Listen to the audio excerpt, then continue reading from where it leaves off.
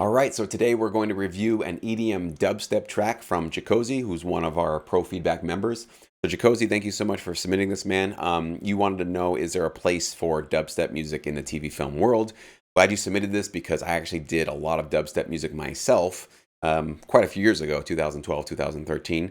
I did fairly well with it, but there are certainly some drawbacks to dubstep music, especially in today's current TV film world. So I'm going to take a listen to this. I'll try to give you some useful notes, and for everybody else watching, please do try to take any of these notes, any of this insight that I can give to Jacozy, and apply it to your own music as best you can. I really do think that the way that I and all the other pros and pro feedback give our feedback, we do try to obviously serve the member, whoever's track it is, the most. But we really do try to make sure that these lessons that we are sort of teaching and the notes that we give can be applied to as many different producers that are watching it as possible. And so, you guys here on YouTube are getting to watch these bonus reviews that I'm putting out.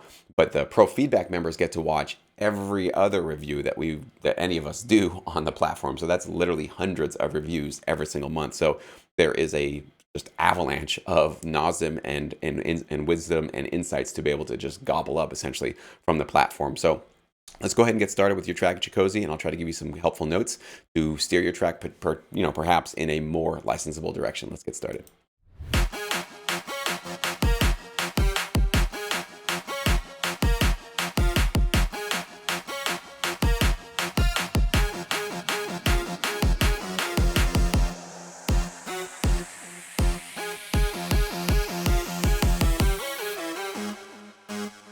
All right, so before we go into the drop, got a couple of notes for you on the beginning. The first thing that you're doing great is you're starting us off exactly in the mood or the emotion that you wanted to start us off with. And I can tell this is about getting hyped up. This is about energy. This is about celebration. This is about partying. This is about dancing. Whatever it is, you've got this high energy definitely starting from the start, from the top. The biggest problem I'm having actually already with your track is not the musical ideas, not necessarily how it's building, although we can talk about maybe how some more effective ways that you can create this sort of buildup that you want to do. It's actually more the sound of your synth. This synth sound that you're using, to me, just feels very amateurish. It feels very stock sounding. It just doesn't sound very interesting or modern or unique. And it's not really grabbing my attention. It just feels a little bit plain and just, to be honest with you, a little bit boring. It's not that exciting. I like the melody that you're using. I like the cool dun, dun, dun, dun, dun, dun. You got this really cool, energetic, tension-building melody going there. But the sound itself feels a little bit like, 2006. It's a little bit dated. So essentially, this is a really common thing I get with a lot of producers is musical ideas are there, emotion is right on point, but the sounds, just the audio sounds, the sonic quality of the instruments that they're using, it takes the track out of the licensable world. So literally replacing just this synth with maybe a little bit more of a modern, interesting, unique sound could probably take this track from, it's probably about a 5 or a 6 right now, up to an 8 or a 9. So I would definitely encourage you to go listen to modern EDM, dubstep, whatever music that you feel like you want to fall into, and listen to the sounds that you're hearing, especially like within the last year or two, not even like 5 years ago, but within the last year or two, and really try to emulate and find those sounds. I personally use splice.com to find a lot of my presets. You definitely want to stay away from melodic loops and all that kind of stuff. We've talked about that on my channel, where that can lead you to some legal problems, even though it's all garbage and nonsense. You can legally use them, but we won't get into that now. But just getting presets, getting one-shots, getting things that you should be clear to use and then manipulate as you'd like to and create some really cool, unique melodies. That's definitely what you want to do. The structure of this buildup already has some issues in that you had this kind of buildup happening up until...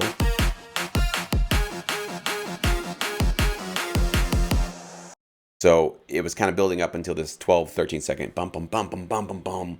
And then...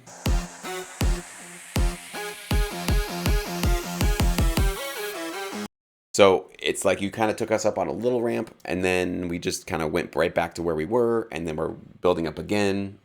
But it doesn't feel like it's a cohesive buildup. So rather than do these like little rises up and then we drop down just a little bit and rise up again, let's just make this one big crescendo, right? So just start it off with your dun dun dun dun dun dun dun, whatever you're doing in the beginning, and build it up, build it up, build it up all the way until the very end here at the very end, around 19 seconds or so. Then you can have this drop going into your chorus. So I just think the structure of this can certainly be a little bit more cohesive. So we're not having these lift ups, drop down, lift ups, because I feel like they just didn't quite build in that intensity that you probably were looking for.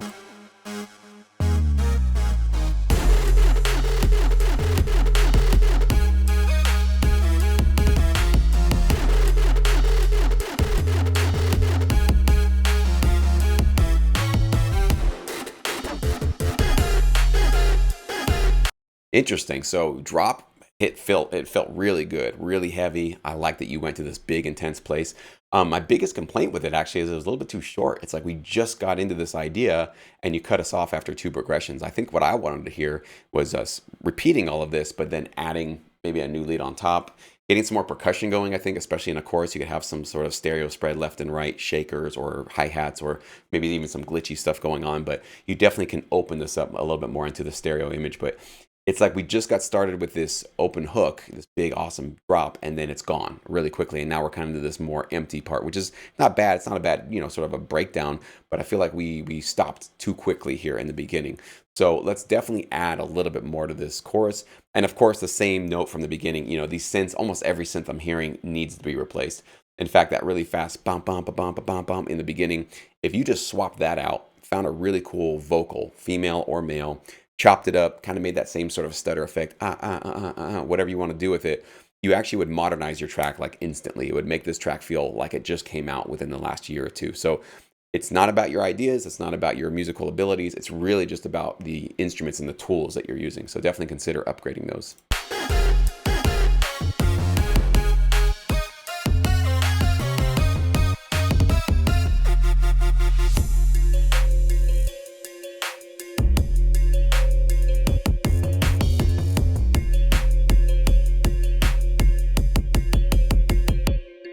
Interesting. Okay, so this breakdown section that I saw here now, this one in the middle, not really feeling like that one was that necessary. I think rather than hearing this section right here, I want to just hear this chorus double over and build up, get a little bit bigger, then come down to this verse. Now the problem now, the verse is the same thing.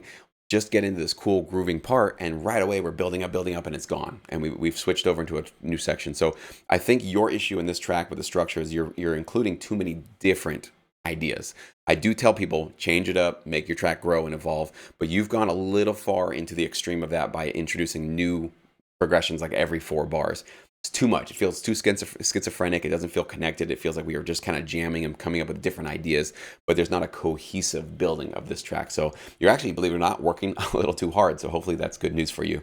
You don't have to work this hard, but this really cool halftime, groovy, low chorus, or a verse rather, that you got going on in this section, I wanted to hear this certainly at least twice as long, maybe even longer, and build that part up till we get to our other chorus here. But let's see what you're doing.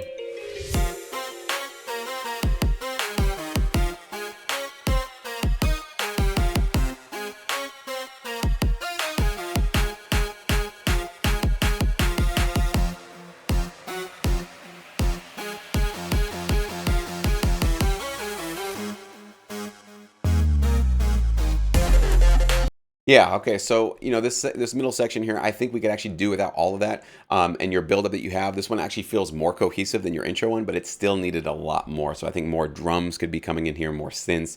You really need to hype this up a lot more than it did. It's trying to make this ramp up into the big drop, but it felt like we barely inched our way up there. So it wasn't like a huge, what do you call it? A big, ramp up that you wanted. I don't think we got that intensity that you were actually looking for. So we can certainly do a lot better with that. Also at this little drop, having these little bum, bum, bum, bum, I don't know, didn't do much for me. I think we probably don't want to have that long of a, what do you call it, a break. And we probably want to maybe come back into the hook and the drop with maybe a drum fill, or even just a simple snare.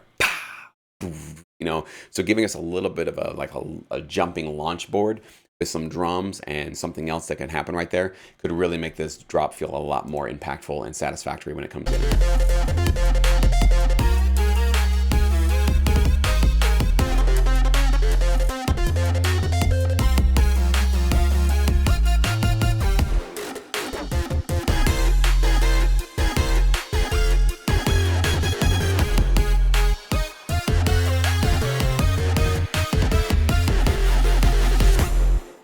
Yeah, so the same thing at the very end here. This last section feels like we've lost our focus. It's kind of like one riff here, a different idea there.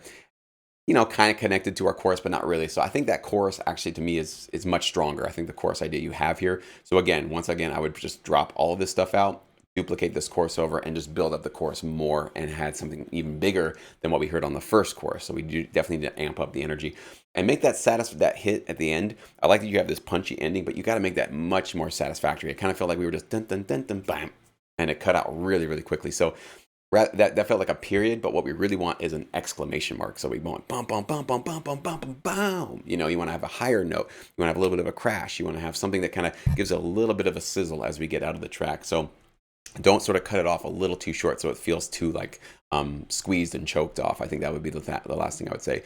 In terms of licensability, yes, this is definitely a little bit dated. I think you would need to upgrade this sound to get accepted by libraries and start getting placements. But I think your musical ideas are there. I think the direction here, this high energy, have a good time, party energy, this is definitely licensable. I think reality shows can do well with this.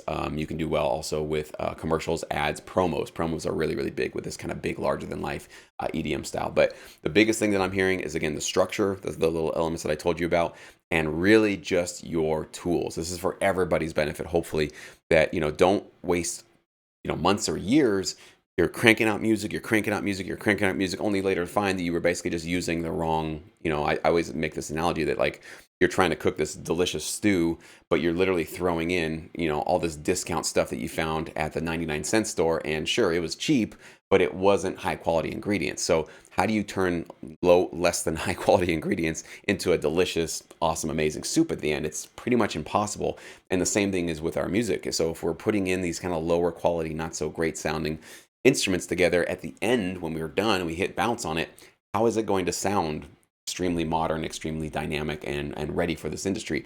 Just chances are it won't, because you're not using the right sound. So just definitely take some time, shop around. There are hundreds of places to go get this stuff, to get plugins and sounds and one shots and that kind of thing. So find whatever works for you. Maybe Splice is not the place for you. That's cool. But take some time. It's definitely the homework that you need to do, Jacozy, and for anybody else, if your music feels like it's kind of in this world too, take some time. It's one of those things that you definitely got to have some high quality stuff. And it doesn't cost thousands of dollars like it did in the old days. There are subscription websites where it's literally 10, 20 bucks a month, and you can get access to like pretty much anything you really need. So take advantage of the technology in the world that we're in right now. There's a lot of amazing stuff out there. So thank you guys so much for watching. If you find that this kind of feedback could be useful for you and your music and your sync licensing career, I encourage you and invite you to join us in Pro Feedback. There's a link below in the description box. You can learn more about this amazing service and what it might be able to offer you and save you a lot of time and a lot of headache, and clear out maybe any confusion or uncertainty you have about your music, just like hopefully Jacozy just got with this review. So we'll hopefully see you guys there on the platform.